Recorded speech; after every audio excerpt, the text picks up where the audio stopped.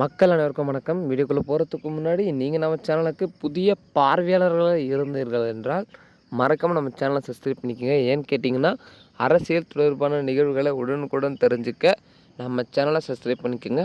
வாங்க மக்களே வீடியோக்குள்ளே போகலாம். அதாவது பாஜகவில் இணைந்தார் நமது பன்னீர்செல்வம் ஓபிஎஸ் அவர்கள். உங்கள் அனைவருக்குமே தெரியும், தெரியாதவர்கள் யாரும் இருக்க மாட்டார்கள். அதிமுகவுடைய முன்னாள் அமைச்சர் மற்றும் துணை முதலமைச்சராகவும் இருந்திருக்கிறார்.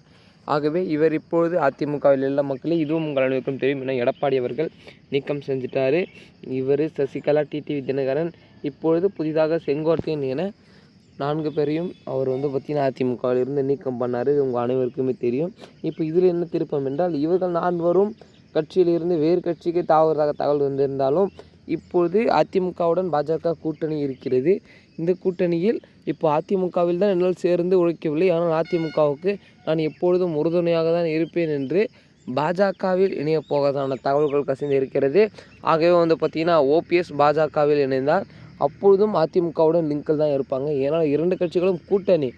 ஆகவே இவர்கள் சொல்கிறதை அவர்கள் கேட்டாக வேண்டும், அவர்கள் சொல்கிறதை இவர்கள் கேட்டாக வேண்டும். இந்த மாதிரி பட்சத்தில் தான் இருக்கும்.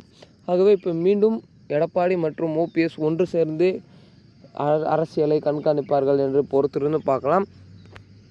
அது மட்டும் இல்லை மக்களே, ஏன்னா வருகிற 2026 சட்டமன்ற தேர்தல் நெருங்கி கொண்டு இருக்கும் வகையில் அதிமுகவில் முக்கிய புள்ளிகள் இல்லாத காரணத்தால் அதிமுக மிகவும் பின்னடை தான் தள்ளி வைக்கிறது.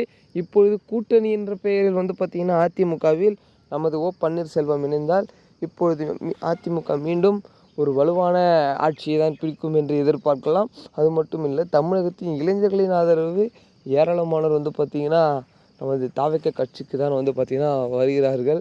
இளைஞர்கள் ஆதரவு இருந்தாலும் சரி, நமது அதிமுகவுடைய ஆதரவுகள் தொண்டர்கள் என அந்த காலத்தில் இருந்து, அதாவது 10 வருடங்களுக்கு முன்னாடி போய் கேட்டு பாருங்கள் அம்மாவுடைய ஆதரவு என்று அனைவருமே கூறுவார்கள்.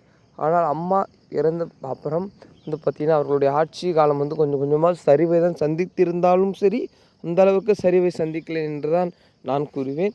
ஆகையால் பொறுத்திருந்து பார்க்கலாம். வருகிற 2026 சட்டமன்ற தேர்தலில் யார் வெற்றி பெறுவார் அப்படின்றத, திமுகவா அதிமுகவா இல்லை தாவேக்காவா இல்லை நாம் தமிழர் கட்சியா அப்படின்றத பொறுத்திருந்து பார்க்கலாம் மக்களே. இது மாதிரியான அரசியல் தொடர்பான நிகழ்வுகளை தெரிஞ்சுக்க மறக்காமல் நம்ம சேனலை சப்ஸ்கிரைப் பண்ணிக்கோங்க.